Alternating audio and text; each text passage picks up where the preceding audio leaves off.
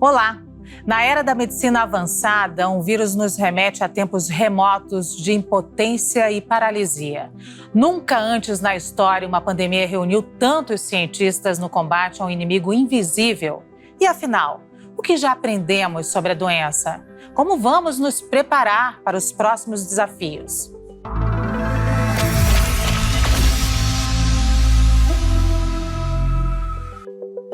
Sejam todos muito bem-vindos à estreia do CNN Nosso Mundo. Eu, Luciana Barreto, apresento as minhas colegas Lia Bock, Thaís Herédia. Seja muito bem-vinda, Elisa Vec. Obrigada. Juntas vamos debater temas importantes que mexem diretamente com as nossas vidas.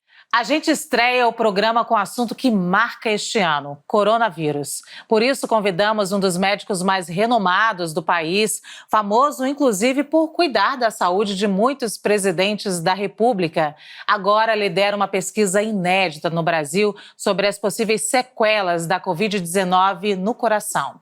Ele é presidente do Conselho Diretor do Instituto do Coração, do Hospital das Clínicas de São Paulo e também diretor-geral de Cardiologia do Hospital Sírio-Libanês. Da vida pessoal, eu revelo alguns segredinhos dele. Tem talento para o saxofone e adora gatos. Dr. Roberto Khalil, seja muito bem-vindo ao CNN Nosso Mundo. Prazer, muita honra estar aqui com vocês. Uma honra nossa, doutor, porque a gente está começando agora essa nova temporada, esse novo programa. Para a gente é muito importante.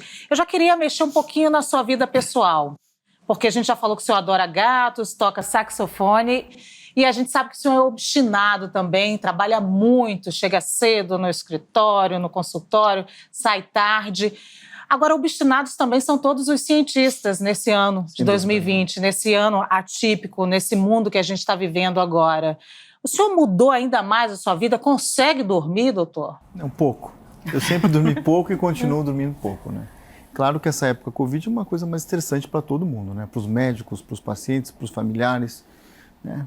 Foi realmente uma época completamente diferente. Eu tenho acho que 35 anos de medicina, já estou velho na medicina, mas eu nunca vivi um cenário desse, né? Nunca tinha vivido. Dormir pouco é o quê, doutor? Quanto? 5 horas, 4 horas. E dormir pouco é indicado pelos médicos? Não. Sono é fundamental. Mas eu durmo, o telefone toca e vou acordando assim a cada hora. Mas tá bom. Estou acostumado, sempre foi assim. Todos os seus pares estão nessa mesma linha também, né, doutor, nesse ano? Foi estressante para todo mundo, né? Eu queria comentar um pouco que recentemente o presidente Donald Trump pegou coronavírus, né? E teve aí uma batelada de remédios, internação, a gente não sabe direito como é que se está bem, se não está bem. E quando ele saiu do hospital, ele deu uma declaração dizendo não temam, para os americanos não temam o coronavírus, né? Eu queria saber, o senhor acha essa declaração dele responsável pelo que o senhor está vendo dentro do hospital? Como o senhor vê isso? Veja, sem politizar, porque sempre o problema dessa pandemia é que foi muito politizada também. Isso foi ruim. De qualquer maneira, 80% das pessoas que têm o coronavírus, elas são assintomáticas e vão passar nem sabendo que tem e descobrir por acaso. Os 15% mais ou menos são formas leves, que realmente é uma gripe mais forte que você trata em casa. Os 5% são os mais graves, que necessitam hospitalização. Então eu costumo dizer, de uma maneira não científica, que tem duas doenças, o coronavírus fora do hospital e o coronavírus internado, que é uma doença muito mais grave. Mas são 5%, entendeu? Então, da maneira que você encara, né, essa doença, ok, se você está olhando para os pacientes que estão em casa ou que não sentem nada, então não temam o vírus. Né? Mas, na minha opinião, não é bem assim, porque você não sabe. E muita gente fala, eu queria tanto pegar o coronavírus, né, para ficar livre. E eu falo, não faça isso. E não fale isso. Né? Por quê? Porque você não sabe se ele vai te deixar sintomático, oligossintomático, que você vai tratar em casa, ou vai te deixar não ter entubado, ou tirar sua vida. Então, né, é uma doença muito diferente. Claro que é um vírus que nós já tínhamos outros vírus da família, como o SARS-CoV, o MERS, mas de qualquer jeito, da mesma família. Ele é completamente diferente. E o senhor está dentro desses 5% que foi internado, inclusive, né? Infelizmente estou aqui, infelizmente fiquei ruim mesmo, né? E caí dentro dos 5% de uma forma muito grave. Fiquei 10 dias internado numa semi-intensiva e confesso a você, nos primeiros dias foi terrível. É um sofrimento muito grande, né? Eu fui muito sintomático. Então, a ponto de, com o terceiro dia de internação, eu liguei para a equipe médica que estava me cuidando, o Davi Wippe, o infectologista, o Carlos Carvalho, o pneumologista e a doutora Márcia, cardiologista. E liguei para os 3 da manhã, assim, no terceiro dia. Era tanta dor no corpo, desliga tudo que eu quero morrer. Eu não tinha medo da morte, tinha medo do sofrimento que estava sendo causado, no meu caso, por esse vírus. Então, para você ver, O senhor está com sequela, doutor? Não, mas depois da minha alta, eu fui para casa numa quarta-feira, numa quinta eu queria voltar para o hospital. Porque eu andei um pouco de medo. Uhum. Né? Eu queria falar exatamente da sequela, porque, inclusive, a pesquisa que o senhor está liderando sobre as sequelas no coração, eu ouço gente, esse fim de semana que passou, eu ouvi também gente dizer assim, eu tive muito pouco sintoma, mas eu estou tendo uma enxaqueca que eu nunca tive antes, eu estou tendo um cansaço que eu nunca tive antes. Então, mesmo que não tenha, que você tenha sido assintomático ou que você tenha ficado ali no piorzinho, mas tratando em casa, há um risco ainda de conviver com uma sequela que precisa ser tratada, né, doutor? Quer dizer, não tem nada desprezível quando se fala em coronavírus. Precisa ser acompanhado. As formas mais graves, por exemplo, de internação como o que acontece? Tem que ter acompanhamento. Eu tive 3 meses de acompanhamento e continuo tendo. Eu fiquei doente dia 30 de março, fui internado, 29 ou 30 de março. Sei lá, faz quase 5 meses, E numa época que a gente não sabia direito como manejar com esse vírus, né? Novidade. Uma novidade. Mas de qualquer jeito eu tenho acompanhamento até hoje. E é o que você falou, esse vírus é uma doença predominantemente pulmonar. Mas não é só pulmonar que nem se achava no começo. Ele agride o organismo como um todo. Coração, por exemplo, é um órgão que ele agride bastante. E muitas vezes a pessoa internada, o mal ao coração é silencioso. Ele não tem sintomas durante a internação e vai ter depois da alta. Então nós temos vários trabalhos descrevendo a agressão do vírus no coração de uma forma mais tardia. A título de curiosidade, eu também descobri que eu peguei o Covid no dia 30 de março, doutor, também. Mesmo dia. Mesmo dia. E aí eu queria que o senhor falasse sobre isso que o senhor acabou de dizer, sobre as sequelas no coração. O que a gente já sabe?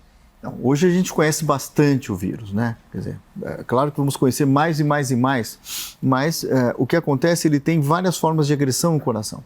A primeira forma é uma coisa que as viroses pode acontecer, que é a miocardite. O coração é uma bomba de músculo que bombeia sangue para o corpo inteiro. Né? E é uma bomba bastante potente, bombeia 5 litros em média de sangue por minuto. Né?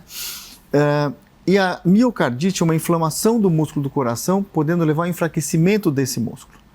Para vocês terem uma ideia da gravidade dessa situação, nos primeiros 150 casos em Wuhan, na China, 7% das mortes foram por miocardite. Então, bastante, né? Só miocardite. Então, ele agride o músculo direto. Outra maneira, ele pode agredir as artérias, que são as chamadas artérias coronárias, que são as artérias que mandam sangue para o músculo do coração, que quando elas fecham, causam infarto. O que eles causam? Ele causa trombo, coágulo nas artérias, levando ao infarto. Então ele pode levar ao infarto durante a hospitalização ou depois. Então ele agride. E a terceira forma, de uma maneira didática, é como ele agride muito os pulmões, você tem menos oxigênio por tecido, para todos os tecidos, do que para o coração, levando a falta de oxigênio para o coração e você tendo uma coisa chamada isquemia miocárdica. Então ele agride o coração de várias maneiras. Sem falar em arritmias, hipertensão arterial e outras coisas a mais. Mas isso pode atingir qualquer pessoa? Qualquer pessoa. Qualquer pessoa. Não é só quem tem já comorbidades ou problemas de coração? Não, qualquer pessoa. Claro que as pessoas que têm comorbidades, que já tiveram problema cardíaco, elas caem numa população de muito mais alto risco quando contaminadas pelo vírus. Mas estamos falando de pessoas que não tinham absolutamente nada do ponto de vista cardíaco. Doutor, ele é extremamente agressivo.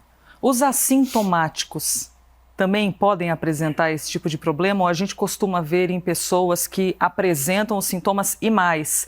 É mais comum problemas no coração em casos médios a graves ou os leves também? Teoricamente mais comum, mas os assintomáticos podem apresentar esses problemas também. Para vocês terem uma ideia, há 40 dias ou 2 meses no máximo, saíram 2 trabalhos publicados numa revista de renome chamada JAMA, conhecida internacionalmente, mostrou 2 aspectos. se não me engano, 20 pacientes, ou não sei bem o número, 20 e poucos pacientes, eles faleceram por pneumonia. E na autópsia, 60% desses, ou 78%, não, 60% desses tinham comprometimento do coração. Então, morreram por pneumonia, mas 60% tinham comprometimento do coração. Na mesma revista, publicado um estudo de ressonância magnética, aí a pergunta dos pacientes mais assintomáticos, de casos até leves, que se recuperaram. E a ressonância magnética é um exame que vê o músculo do coração. 78% desses pacientes, uma média de 71 dias depois da doença, quase 3 meses, tinham inflamação no músculo do coração. E há 4, 5 dias atrás, aliás, em criança também foi detectado o vírus. O Hospital das Clínicas, o Instituto da Criança, foi a primeira vez que se detectou o vírus dentro da célula. E anteontem, ou 3, 4 dias atrás, a revista Lancet lança um estudo, publica um estudo, 21 pacientes, autópsia, todos tinham comprometimento do coração, mas não tinham manifestação de doença do coração. Então, ele é muito mais agressivo no sistema chamado cardiovascular, que é cérebro também, porque ele causa acidente vascular cerebral, o derrame cerebral. Então, é uma doença sistêmica. Doutor, para quem está nos ouvindo agora, nos assistindo agora, quanto tempo a gente deve fazer esse acompanhamento depois de ter pego o coronavírus? Depende do caso. Depende da gravidade do caso, o seu médico vai saber te orientar a maneira de você acompanhar. Mas tem que ter o acompanhamento. Sim, as formas moderadas e graves, com certeza tem que ter o acompanhamento e isso é orientado, né? As pessoas têm esse acompanhamento de rotina. Eu queria falar um pouco de futuro agora, porque o presente parece tão assustador, mas o próprio envolvimento do senhor na pesquisa, né? Quer dizer, descobriu-se então a sequela no coração. Que esperanças que os estudos que já avançaram nos trazem para isso? Quer dizer, pode até ter a sequela, mas tem esperança. As notícias são boas, nesse momento são boas. Nós estamos ainda na pandemia, né? Se fala em segunda onda, nós não estamos na segunda onda, nós não saímos da primeira onda, né? Mas estamos saindo de uma maneira ou de outra da primeira onda. Depois a gente fala até como o Brasil enfrentou isso, se vocês quiserem, mas de qualquer jeito, né? Então, a gente está saindo dessa primeira onda. Então, as pessoas têm que ter esse acompanhamento clínico, né? De qualquer jeito, as pessoas infectadas sim. A boa notícia é que hoje o tratamento do vírus, nós sabemos muito mais do que no comecinho. Que, por exemplo, vou te dar um exemplo, a própria Organização Mundial da Saúde falava que corticoide não podia, porque você dando corticoide para a pessoa aumentava o risco de ter infecção generalizada. Hoje um dos grandes tratamentos é o corticoide. Sim. Inclusive com o Trump. Eu vi que ele recebeu o corticoide, sim. Deve ter recebido, o tratamento clássico, recebeu. Anticoagulante, por exemplo, vários estudos mostraram nos meses depois de abril, março, abril, que a doença causa coágulo, tanto no cérebro, como no pulmão, como no coração. Então, o tratamento com anticoagulantes é fundamental. Então, hoje se sabe como lidar com o vírus. Você sabendo como lidar, evidentemente, você cai a mortalidade, né? Dos pacientes mais graves, a mortalidade cai, porque você já tem protocolos cientificamente comprovados de como cuidar dos pacientes mais graves, né? E do ponto de vista da pesquisa falando do coração especificamente? Do coração tem várias pesquisas mostrando, por exemplo, nós temos um registro que chama Corona Heart. Ele tem 20 centros no Brasil, 10 estados, e é um registro de complicações cardíacas e também efeito colateral de drogas. Nós estamos em fase final. O estudo na literatura que tem mais casos até agora são 400 casos, nós estamos com 1.500 casos registrados. E nós logo em novembro teremos o resultado do grau de agressão, como agrediu, as análises são por ecocardiograma, por enzimas cardíacas, por eletrocardiograma, uma série de métodos para avaliar a agressão no coração. E nós vamos ter, vamos chegar a 2.000 pacientes, aí nós paramos o registro, uma população bastante representativa, o que é importante para orientar também, né, como foi agredido. Sua pergunta, como acompanhar esses pacientes mais tardiamente?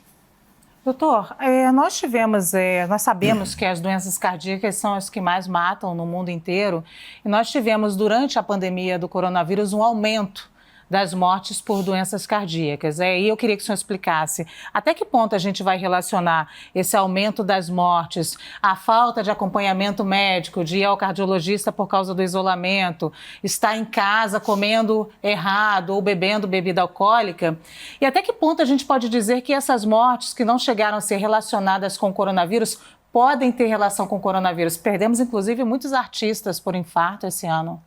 Então, isso foi um problema sério, porque o isolamento que se criou um pânico. Claro que o isolamento é necessário, mas as pessoas deixaram de se cuidar, deixaram de fazer acompanhamento. E pessoas que com sintoma em casa ficaram com medo de ir ao hospital. Isso foi errado. Então, aumentou muito a morte por doenças cardíacas durante a pandemia em relação, se você pegar março a junho, aumentou muito em relação a 2019, no mundo inteiro. Nova York tem uma citação, por exemplo, que 80% das mortes que o SAMU lá de Nova York atestou em casa foram não coronavírus. Então, as pessoas morreram em casa por falta de cuidado, não pelo vírus. Então, isso foi uma tragédia paralela a essa pandemia, infelizmente. E por mais que as sociedades falavam, as pessoas ficavam com pânico. Esse vírus causou um pânico nas pessoas, como vocês sabem. E esse ponto foi muito ruim. Então, a orientação que se dá nesse momento é que as pessoas que já estão na fase de flexibilização, que procurem o médico, retomem seu tratamento, não só do ponto de vista cardíaco, como outras pessoas. No Instituto do Coração, no mês de março, por exemplo, teve uma redução de infarto em 50%. Onde foram os infartos? Morreram em casa. Em abril, nós pegamos vários pacientes infartados já de uma forma mais tardia, já com sequelas cardíacas irrecuperáveis.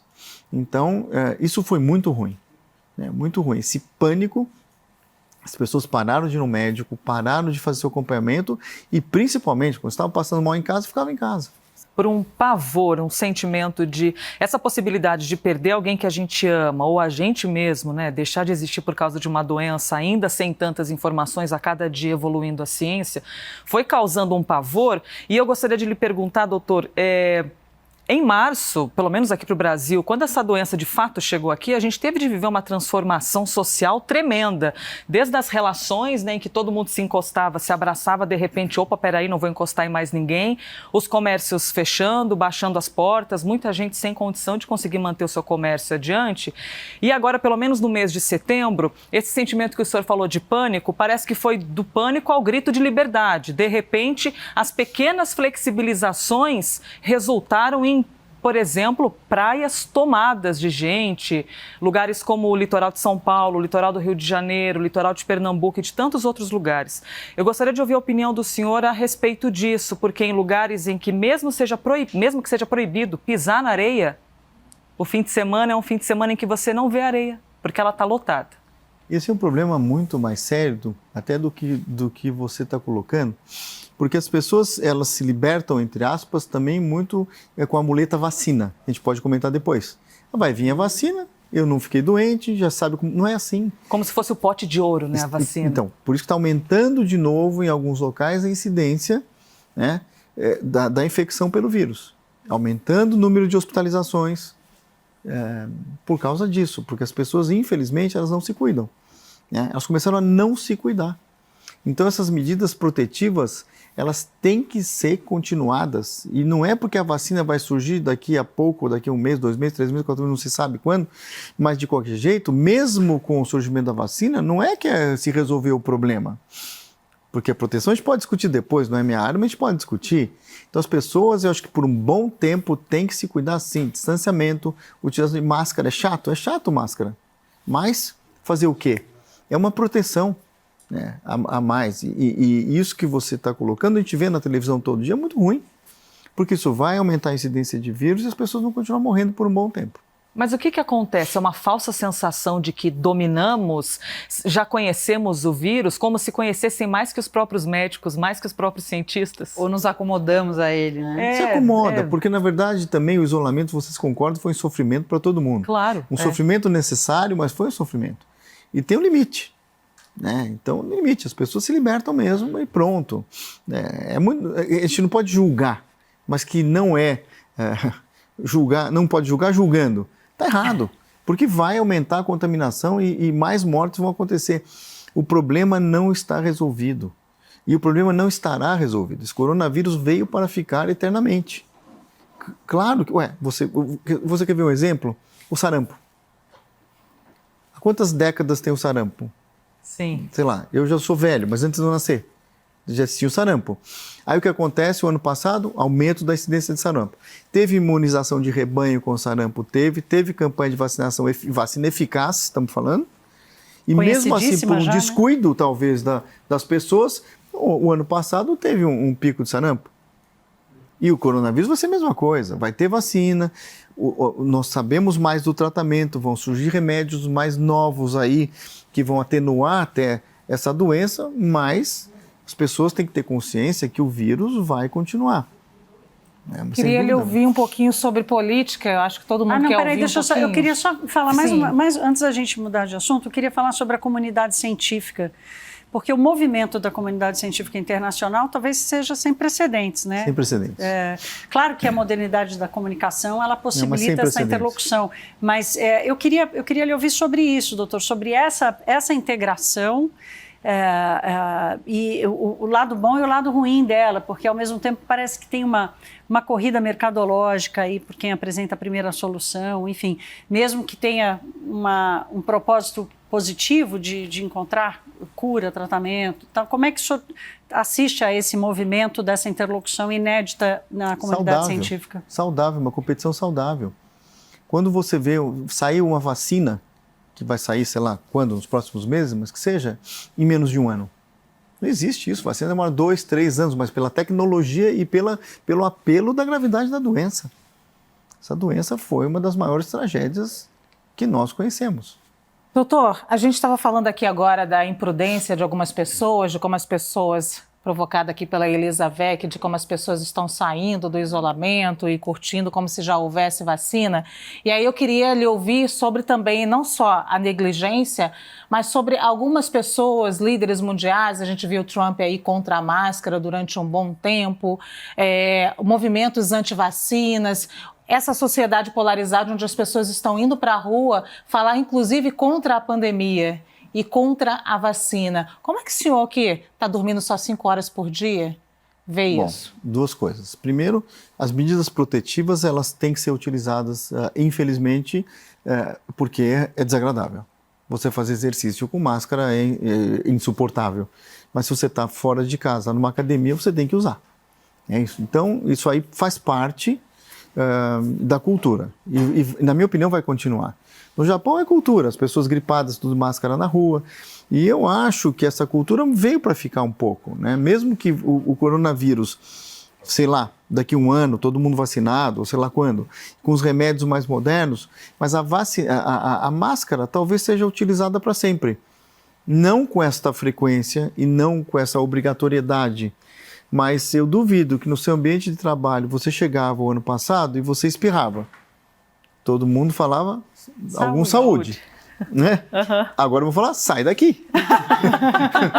Ao invés de sair, a gente se sente criminoso. É verdade? Sai daqui. Tudo, a gente se retire, se por favor. Criminoso, né? Por isso você vai usar máscara se você estiver gripada. Claro. Né? Vou te expulsar de onde você estiver. Mas de qualquer maneira, a política contra a vacina é um crime. Existe faz tempo, não é coronavírus. A vacina para gripe anual é fundamental, né? Fundamental, salva vidas, as vacinas para gripe, mas tem campanhas contra a vacinação para gripe, tem pessoas que não se vacinam. Eles se fortaleceram nesse momento agora? Não, acho que não. Não, veja, vai continuar essa oposição, mas é uma oposição completamente irresponsável, pelo amor de Deus. E lideranças que acabam não incentivando, doutor, também a pandemia, ou desacreditam da pandemia, ou dos médicos? Não, veja, eu não vou entrar em politização, né? A politização faz parte de qualquer momento da humanidade. Doutor, quando o Lula e a Dilma se trataram no Sírio-Libanês, muitos críticos diziam, eles têm que ir para o SUS, vai se tratar no SUS. E agora, com a pandemia, a gente viu a importância do Sistema Único de Saúde, né? Como ele é fundamental para a população brasileira. Eu queria saber, o que o senhor pensa do SUS e se o senhor acha que os governantes deveriam se tratar no sistema público como a maioria da população? Como acontece, por exemplo, em países como o Reino Unido? Não acho. Os políticos as autoridades são pessoas, são seres humanos. Se eles têm condição, que nem todo mundo tem, de ter um convênio médico, essa escolha do paciente. O paciente esquece, se ele é presidente da República, ou ministro, ou sei lá quem, deixa a fantasia, ele, entre aspas, desse cargo fora, ele é um ser humano. E se ele tem condição de ter um convênio médico, ele se trata onde ele bem entender e com o médico que ele quiser. Porque o que acontece com os... No caso, você falou do Lula e Dilma, tá bom. Se Lula vai tratar no SUS, ou Dilma, uma figura, tipo, vai falar, bom, está tirando o lugar de uma pessoa carente do SUS. Se vai no hospital particular, por que não vai no SUS? Não, eu acho não. As pessoas, primeiro, as pessoas, todas nós somos seres humanos. Nós temos o direito de escolha de onde tratar, desde que tenhamos condição e pronto, acabou. Isso é um assunto que não tem dúvida nenhuma. Agora, o SUS é outra coisa. O que você talvez tenha colocado é, se os políticos se tratassem no SUS, eles veriam talvez quais as dificuldades do SUS e aí dariam mais importância. Desculpa, o dia que um político precisar, uma autoridade precisar ficar doente, para perceber que o SUS está sucateado, infelizmente, e subfinanciado, pelo amor de Deus, é só enxergar. Porque, infelizmente, o SUS é o maior sistema de saúde do mundo. Eu sou um defensor do SUS. É um sistema maravilhoso. Quando ele foi implantado lá em 1989, claro que a medicina era uma medicina mais barata, a população mais jovem. Nós estamos com uma população mais envelhecida, mais idosa e uma medicina de alta tecnologia. Então precisa de recurso. Há quantas décadas esse sistema está subfinanciado? Pelo amor de Deus. E pelo visto vai continuar subfinanciado. A pandemia, na minha opinião, o SUS saiu fortalecido sim, porque nós, a imprensa, as autoridades viram que quem salvou a vida das pessoas foi o SUS. Por quê? Porque onde o SUS estava mais armado, entre aspas, com mais estrutura, as cidades, a mortalidade foi menor. Olha o que aconteceu em São Paulo, por exemplo, e olha o que aconteceu em cidades que o SUS está sucateado.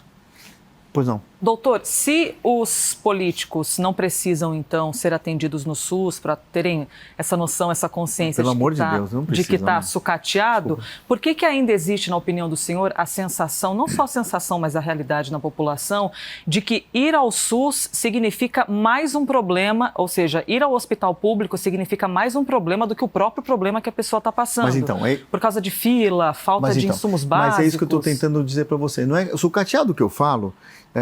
Eu usei um termo muito pesado, quer dizer, em alguns locais, sim, a estrutura que os governantes ou que a sociedade dá ao SUS é nenhuma quase, né? Tem cidades, né? Falta tudo, como vocês veem todos os dias. Agora, por outro lado, tem centros no SUS brilhantes. Então, o SUS é um sistema que funciona assim, é um sistema perfeito, ele atende mais... Escuta, o inglês, o SUS vem de um bracinho do sistema de saúde da Inglaterra. O inglês ele tem orgulho desse sistema de saúde. E o brasileiro tem que ter orgulho sim, porque o SUS é motivo de orgulho. E em sendo motivo de orgulho, ele tem que ser mais valorizado. E essa pandemia mostrou quantas milhares de vidas salvou o SUS. Quem salvou, quem está na linha de frente ali, claro, tem hospitais privados, são poucos perto da população que foi tratada pelo SUS. Olha o que foi feito no Sistema Único de Saúde. Então, as pessoas reconheceram sim. Então, isso que você está falando, eu tenho certeza que vai mudar na cabeça de muita gente. Eu ir ao SUS? Não, eu não vou no hospital. Se eu estou doente, vou no hospital do SUS, vou ficar mais doente? Porque tem fila e tal? Claro, tem fila porque não tem a estrutura necessária, porque não tem o dinheiro que os governos deviam dar para o Sistema Único de Saúde. Então, na verdade, o problema seria, então, no repasse de verba. Claro que o país é um país, mas sem dúvida nenhuma. Agora, não é um problema deste governo. É um problema de todos os governos, né? Que eu já vivi como médico. Tá? Alguns melhores, alguns piores, mas não adianta. Eu acho que a pandemia mostrou que o SUS tem que ser mais fortalecido. E como? Com verbas, com mais verbas. Aí sempre tem aquela conversa, falta de administração, tem desvio, tem... Desculpa, vamos tratar o SUS como ele merece, como o melhor sistema de saúde do mundo. E atendendo mais de 100 milhões de pessoas, não existe isso. O brasileiro tem que ter orgulho do SUS. Em ele tendo orgulho do SUS, ele tem que fortalecer o SUS. Se a gente traçar uma linha do tempo do SUS, dá para ver essa evolução de como o próprio sistema melhorou nesse sentido também, né, doutor? Mas me disseram que o senhor é muito provocativo também, o senhor fala o que pensa. E aí eu queria perguntar, o senhor convivendo com tantos presidentes, o senhor tem esse tipo de conversa, esse tipo de provocação também a esses presidentes, ex-presidentes, autoridades, ministros? Nossa senhora, nossa. Mas, claro, Resmunga bem então, doutor. eu resmunguei a minha vida inteira com essas autoridades, não só presidentes, com qualquer autoridade, Sim. com secretários, com tudo. Imagina, eu estou na direção do INCOR, eu estou no INCOR já mais, acho que há 34 anos, Instituto Coração. E eu me tornei professor catedrático lá, professor titular em 2011. Então, estou há 10 anos com cargo administrativo também ali, né? Eu resmunguei muito. Eu acho que quando eu tocava o telefone de secretário da Saúde do Estado, que o INCOR é um hospital público ligado ao Estado, o secretário fala, meu Deus do céu, de novo? Não, porque eu resmunguei o tempo inteiro. Aliás, resmungo e continuo resmungando. Com os governadores, com os secretários, com os assessores. Quem me conhece, assim, sabe aquele resmungão meio louco? Então eles falam, acho que eles pensam assim, vou fazer logo o que ele quer para evitar. Imagine, não precisar ter conversa. quantas vezes peguei o telefone e liguei para ministros, para governadores, imagine, isso Doutor, recentemente também. Eu queria falar do pós-pandemia. O programa agora chama Nosso Mundo, mas ainda assim, há uma expectativa de que o pós-pandemia, muita coisa vai mudar. E eu quero saber o que o senhor espera que realmente vá mudar no pós-pandemia na área da saúde. As pessoas não vão mudar, as pessoas são como são. Eu não acho que as pessoas vão ficar mais boazinhas, não. Mas, de novo, o que houve é um pânico generalizado em relação à saúde. Então, as pessoas estão valorizando mais a saúde, isso é bom. Né? Então, no sistema público, por exemplo, nós tivemos muita ajuda de empresas, a solidariedade foi muito grande. E eu espero que continue. Porque o brasileiro, por exemplo, não tem cultura de doar. Doação é muito difícil você conseguir doação da população ou mesmo dos empresários, porque é cultura. Nós começamos no INCOR uma campanha, até a agência África fez uma campanha linda, uns 2 anos atrás, de captação de recursos para o INCOR, e o resultado não foi bom, porque as pessoas, você conta nos dedos as pessoas que realmente têm essa cultura de doar. E nós continuamos insistindo nisso. Então, houve muita solidariedade das grandes empresas, bancos, sei lá, de todo mundo, de pessoas físicas durante essa pandemia, com várias doações, importantíssimo, inclusive, que salvaram vidas e vidas e vidas. Né? Eu espero que continue. Isso talvez continue, isso vai mudar. No mundo pós-pandemia, eu acho que o brasileiro em si, as pessoas com condição, eles vão ter um pouco mais essa cultura de doar, né? Participar de alguma forma. Participar de alguma forma para melhorar a saúde pública do país, né? Mas não tiram a responsabilidade dos governantes, das autoridades. Porque solidariedade de doações de empresários, ótimo, toda doação é bem-vinda. Então no INCOR eu falo, toda doação é bem-vinda. Né? Seja o que for, um picolé, um saco de arroz, modo de dizer, né? Até milhões que nós recebemos de doação. Porém, não tira a responsabilidade dos governos de investir mais numa saúde de alta tecnologia, de qualidade para a população, da população SUS. Lia. Doutor, o senhor tratou e ficou amigo de muitos presidentes. Pelo que eu vi, praticamente todos os presidentes, desde o Figueiredo, passaram pela sua mão e pela sua casa. Né? E imagino que nessa trajetória devam ter surgido alguns convites para participar desses governos. Né? Você nunca quis participar, nunca quis ter uma atuação política mais efetiva? Por quê? Eu recebi vários convites mesmo, como você falou, você já sabe, isso foi amplamente divulgado nessas últimas décadas aí, mas de qualquer maneira eu nunca tive vontade, porque, ou nem maturidade. Para ocupar um cargo desse, de uma secretaria, de um ministério, eu acho que você tem que ter uma maturidade muito, você tem que estar muito preparado para aquilo, né? Porque isso não é uma brincadeira, é uma coisa bastante séria. Eu assumi a direção do INCOR, vou te dar um exemplo microcosmo que é o INCOR, e pelo cargo de professor titular eu tive que assumir cargo administrativo, é muito difícil. Você apanha muito. Aliás, eu estou há 11 anos em cargo administrativo da instituição e continuo apanhando muito. Então você imagina, o INCOR, tudo bem, hospital grande, são 500 leitos, 3 mil funcionários, tudo bem. Mas imagine você lidar com milhões e dezenas, centenas de hospitais. Muito difícil. Eu nunca tive vontade. Primeiro que eu amo o que eu faço. Eu amo ser médico. Então, eu nasci para ser médico e eu adoro a medicina.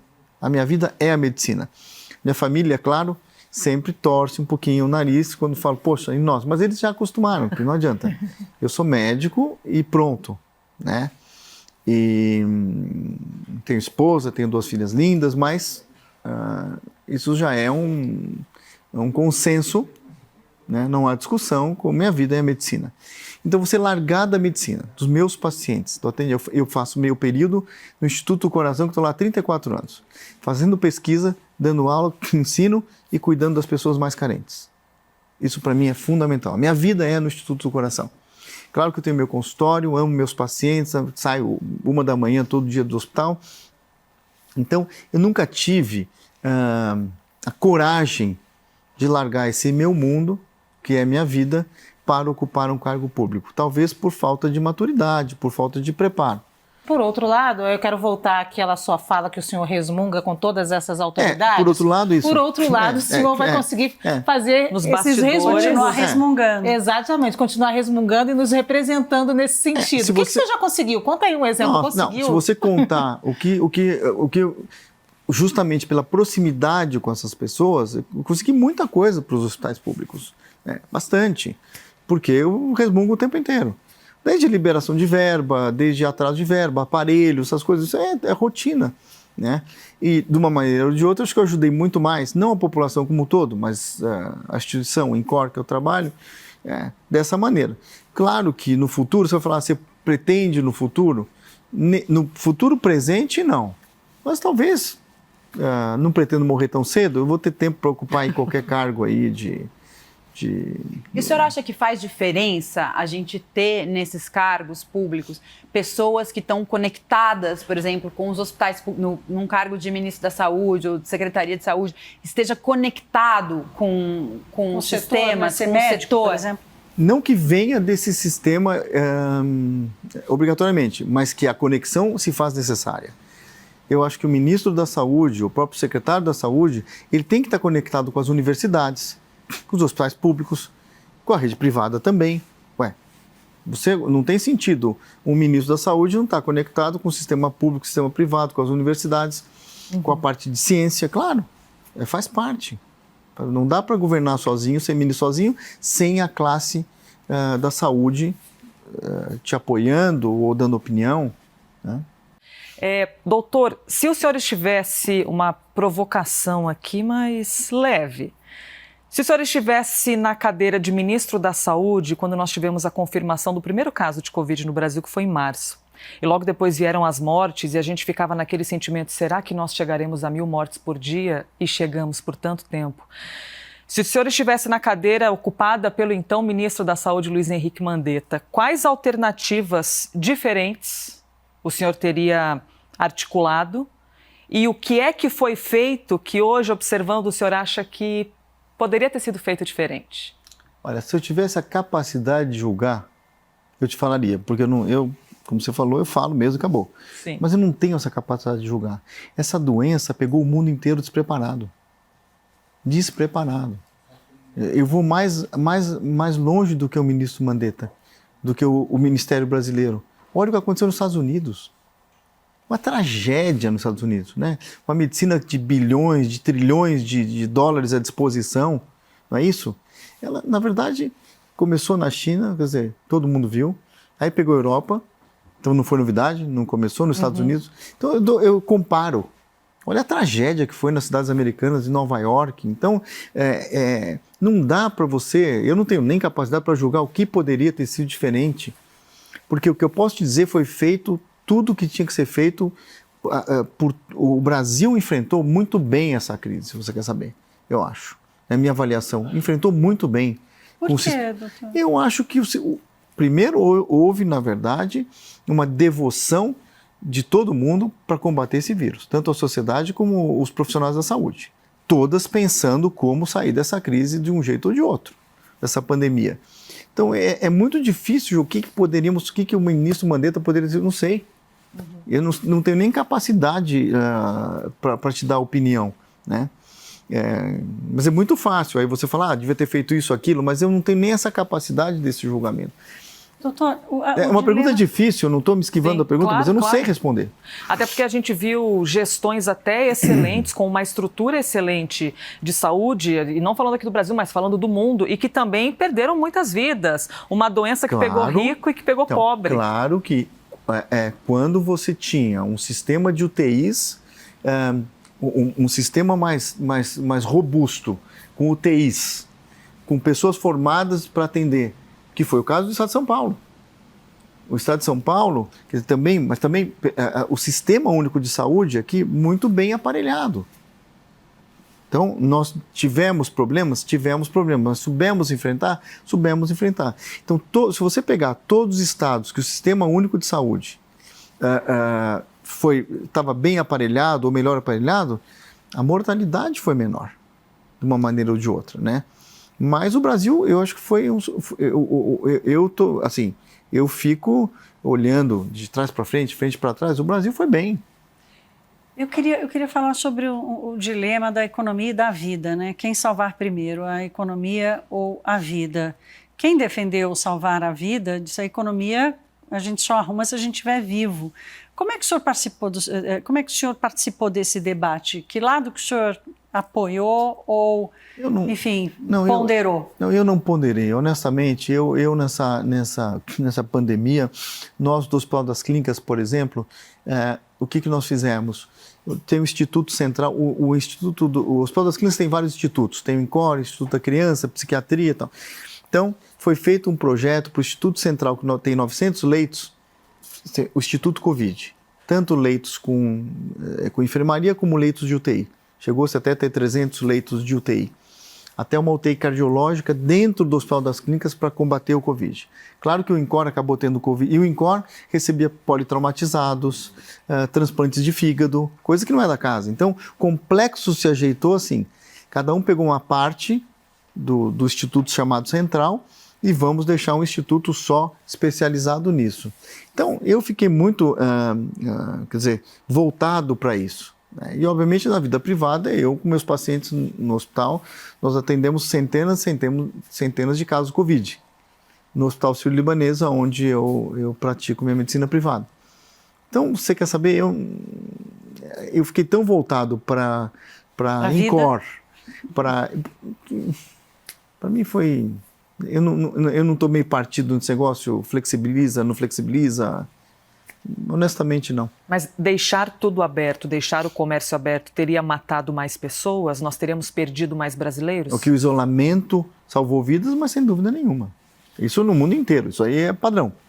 E que usar máscara também, sim, e que lavar as mãos também, então... Quero voltar aqui a uma fala da Elisa, quando ela disse que a pandemia matou o rico, matou o pobre. E aí a gente trouxe muitas vezes uma alusão aqui mesmo nas nossas entrevistas, de que estamos todos na mesma tempestade, mas não estamos todos no mesmo barco. E aí eu queria ouvir suas reflexões também sobre a nossa desigualdade no Brasil e como a pandemia matou as pessoas de forma diferente, como as periferias sofreram. O senhor que lida muito com uma classe mais rica, mas o senhor é muito crítico também de tudo isso, do sistema. Então, queria lhe ouvir também sobre isso. Mas é justamente os locais em que o SUS tinha mais condição, a mortalidade foi menor. Né? As UTIs mais bem aparelhadas, porque a Alemanha foi bem por quê no começo? Porque tinha UTI, tinha um sistema de saúde robusto e tinha o isolamento, todo mundo respeitou o isolamento, essas coisas protetivas, essas medidas de proteção. Agora, na sua pergunta, os hospitais SUS com tecnologia, a mortalidade foi baixa. Claro que você pega na rede privada uma UTI com todo o recurso do mundo, a mortalidade foi mais baixa ainda, né? Então, aí, nesse ponto, houve essa desigualdade não digo de atendimento, mas de estrutura de atendimento.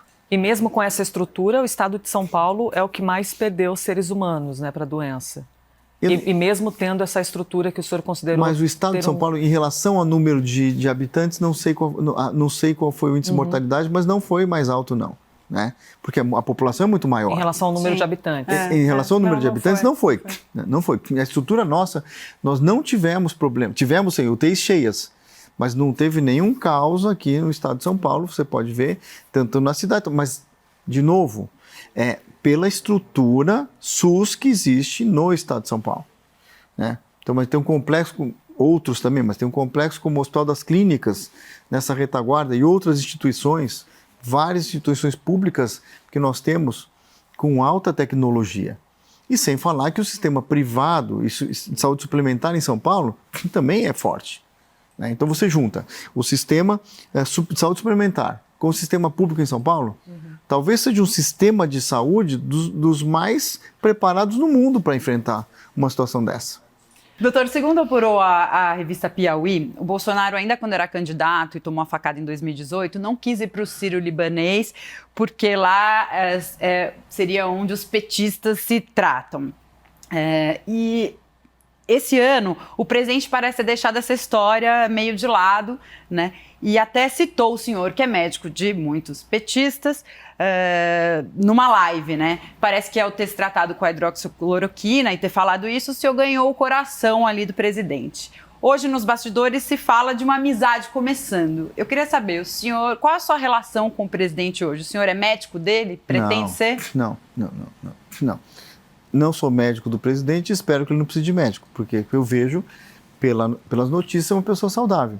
Teve seus problemas e, de novo, a história de Einstein, Sírio-Libanês, o paciente, ele tem o direito de escolher o médico, né, que ele quer para se tratar e o hospital. Então não tem problema, não tem dilema. Né? Se optou por hospital A ou B, é direito do paciente. Então, acho que não tem política nisso, não. Onde se sente mais confortável, e o médico principalmente, porque o paciente, o importante é o médico, né? E ter uma boa estrutura hospitalar. Você me perguntou, em relação com o presidente, eu encontrei o presidente uma vez. E posso falar, foi amplamente divulgado, eu tive a honra de conhecer o presidente Bolsonaro no dia 17 de agosto, agora, onde fui ao encontro dele no Palácio do Planalto, a convite, ele estava até na agenda oficial, então tive a honra de conhecê-lo. E como você falou, durante essa crise, quando eu fiz o da cloroquina, eu falei algumas vezes com o presidente por telefone, mas pessoalmente eu tive a honra, e sempre é uma honra conhecer um presidente da República no dia, sei lá, no mês de agosto. Mais um presidente da República, né? Meninas, Aí tem mais. E gostei muito do presidente. Tive uma impressão ótima do presidente. Eu quero saber sobre o prazo dela ficar pronta. No comecinho do programa, o senhor falou assim, antigamente levava 2, 3 anos, hoje leva 1. Tem gente que está apavorado, dizendo, não, eu vou, mesmo que saia, vou esperar 2, 3 anos. Qual é a taxa de segurança que a gente pode... Eu quero tomar todas, tá, doutor Roberto? Eu vou tomar todas ao mesmo tempo. De onde vier, eu vou tomar uma vacina. Mas as pessoas estão com esse medo por causa do prazo de saída da vacina, que é inédito. Bom, você sabe que eu sou cardiologista, não é minha área falar em vacina, mas tá bom. Pelo que eu sei, existem 4 tipos de vacinas aprovadas pela Anvisa em teste no Brasil. 2 mais adiantadas, em fase 3, já com testes clínicos, milhares de pacientes já, de pessoas, de voluntários, tomando essas vacinas. Agora, o prazo, você não sabe o mês exato, mas provavelmente nos próximos meses ou começo do ano que vem você terá uma vacina pronta. Agora, da vacina pronta a ser distribuída, tem uma diferença muito grande. Porque primeiro tem que ser um número de vacinas para a população toda, que não vai ter. Né? Embora o sistema de vacinação do país seja um dos melhores do mundo, não sei se vocês sabiam disso, o sistema de vacina é um dos melhores do mundo, então isso vai ser fácil.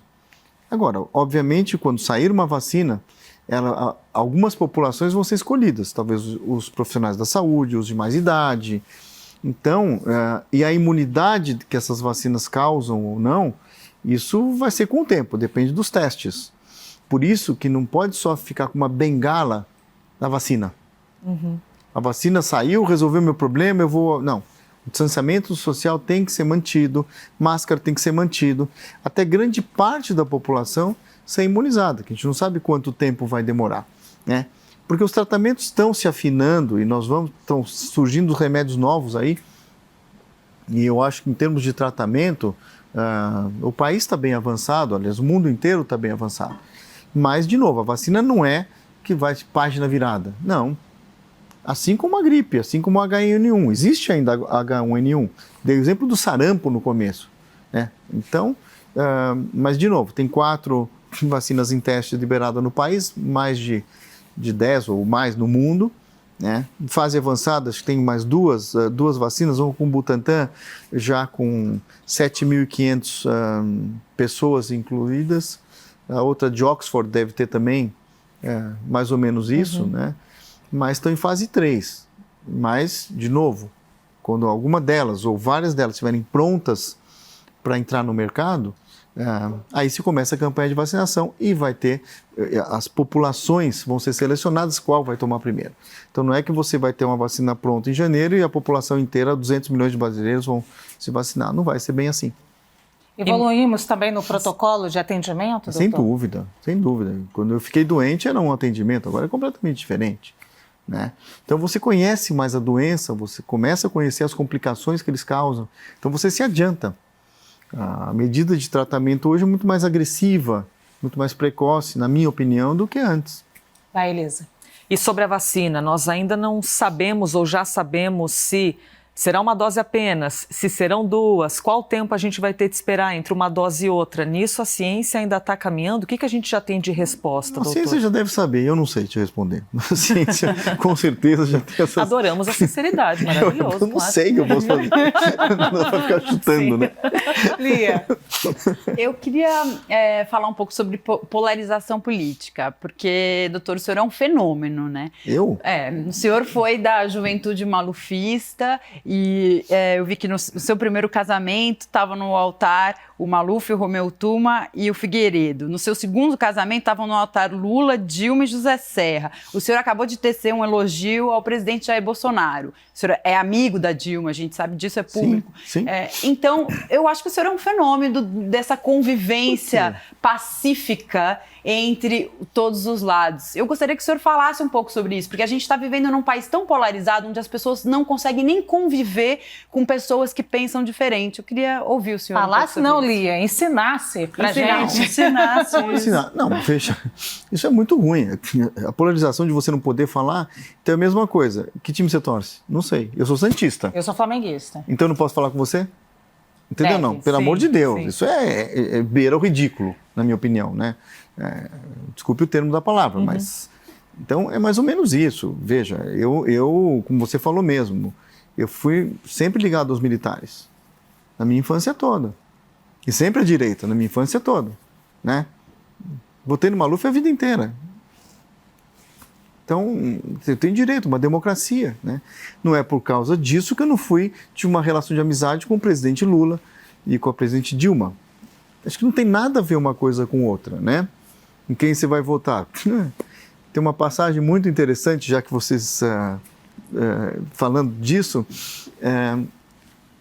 quando teve a eleição, o José Serra e Lula, a primeira vez que o Lula ganhou, a minha filha Isabela, tem o Rafael e a Isabela, acho que tinha, sei lá, 8, 9 anos, e o Lula encontrou com a gente, eleito já presidente, e perguntou, escuta, em quem que você votou? Né? Em quem você votou? Aí eu fiquei meio assim, a minha esposa na época respondeu, não, no senhor, claro, a Isabela, não. Eu estava junto com a mamãe e eu apertei o 4 e o 5. Votou no Serra, entendeu? Não tem, acho que eu não vejo grande problema nessa relação, imagine. Mas as pessoas, tem que ter inteligência emocional para fazer esse diálogo sem ruptura. Ué, mas eu não entendo. Eu sempre fui, de novo, uma pessoa que como eu falei, eu sempre fui, não sei se estamos numa democracia, sempre fui mais direita do que propriamente esquerda, mas meu relacionamento com as pessoas do PT, da esquerda, sempre foram ótimos, são meus amigos. Adoro o presidente Lula, meu grande amigo, Dilma também, mas qual o problema? Doutor, quero pegar aqui esse seu bom humor, inclusive, para falar da sua vida pessoal, claro, e das suas relações. Falar um pouquinho do doutor Calil quando tira essa roupa branca. Tem gente que até já apelidou, falou que o senhor é um político de branco, né? Mas aí eu queria que o senhor falasse um pouquinho, quando o senhor tira essa roupa branca, do doutor Calil que faz ter todo esse equilíbrio aí, ou do Roberto Calil, que tem todo esse equilíbrio. O senhor é um cara místico, reza. Como que o senhor mantém equilíbrio diante de todas essas situações? Primeiro, assim, você tem que ter muito equilíbrio para enfrentar as pessoas. Eu mexo com muita emergência, com muito paciente grave, com as pessoas morrendo na sua frente. Infelizmente, algumas pessoas morrem, né? Então, a minha especialidade é emergência. E aí se dirige um centro de cardiologia do Sírio, dirige um hospital. Então, você tem que ter, não tem jeito, né? Você tem que ter um personagem. Né? Meu personagem é de durão, primeiro. Então, essa roupa aqui parece uma sei lá o quê. Armadura de super-herói. Uma armadura de super-herói, né? Bem rígido, sou bem rígido com as pessoas que trabalham comigo, todas as pessoas que me conhecem, bravo, né? Aquele dragão cuspindo fogo assim quando eu passo.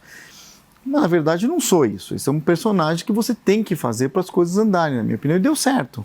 Né? Agora, eu sou uma pessoa muito mística, assim. Eu acho que eu sou católico, mas eu acho que a gente está aqui de passagem. Nada é por acaso, e eu acredito em destino, né? Então, a gente está de passagem por aqui. E, claro, todo mundo erra. A gente comete erros todos os dias, né? Nós falhamos a cada segundo. Então, você perguntou, eu sempre tento eu me puno bastante, né? Eu me puno muito. Então, esse é um dos meus problemas, né? Por que você deixou de fazer isso? Por que deixou de fazer aquilo? Então, eu sou uma pessoa muito, assim... Autocrítica. Muito, terrível. Mas existe alguma morte não superada, por exemplo? De pacientes? Todas. A senhora acredita em destino? Qual é o destino para o Brasil? Eu sou um brasileiro nato, eu amo esse país, amo o povo brasileiro, sabe? Eu sou fã do Brasil. O Brasil é um país incrível. Tem suas dificuldades, não é um país rico, mas acho que o Brasil sempre promete que o Brasil é um país do futuro. É um país do futuro, continua sendo, vai ser, sempre. Esse país eu morei fora do país. Esse país é incrível, imagine. O Roberto Calil Filho, se sair do corpo dele e olhar agora esse momento de pandemia que a gente está vivendo, que a gente está muito envolvido, mas se a gente sair do nosso corpo e eu tentar olhar de cima, o que ele se vê de diferente agora, de mudança? Mudança nenhuma, isso é conversa mole. Não. Se eu falar para você, eu fiquei doente, quase morri, fui para cima intensiva e saí mudado, não. Continua a mesma... Mas o senhor acha que a pandemia foi uma espécie de castigo? Foi uma espécie de resposta do universo para nós, seres humanos? Bom, se você for filosofar, mesmo, o universo castiga a gente todos os dias, porque todos nós temos problemas todos os dias, né? Então, eu não acho que a pandemia foi. Aconteceu, é uma coisa que está descrito na literatura médica, nas outras pandemias que tiveram. Tem as guerras, tem as pandemias da saúde, não foi a última, não. Daqui a pouco vai ter um vírus aí, outro, sei lá o quê, ou um outro tipo de doença.